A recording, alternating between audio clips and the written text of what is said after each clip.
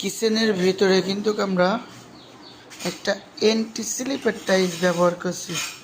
এই anti slip টাইলসটা ব্যবহার না করলে কিন্তু আপনার সমস্যাটা কি সেটা আমি বলি, একটু ধৈর্য সহকারে শোনেন। এই যে পালিশের মাল, এই পালিশের মালগুলো যদি আমরা কিচেনে ব্যবহার করি, সেই ক্ষেত্রে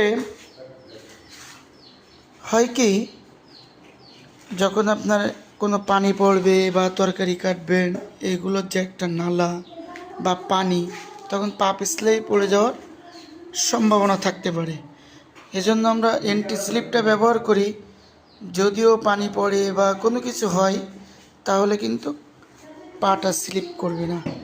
এজন্য প্রত্যেকটা মহাজনকে একটাই পরামর্শ দিতে চাই, এই অ্যান্টি স্লিপ টালিটা আপনারা বাধ্যতামূলক কিচেনের জন্য। থ্যাংক ইউ, সবাইকে অসংখ্য ধন্যবাদ আমার ভিডিওটি দেখার জন্য।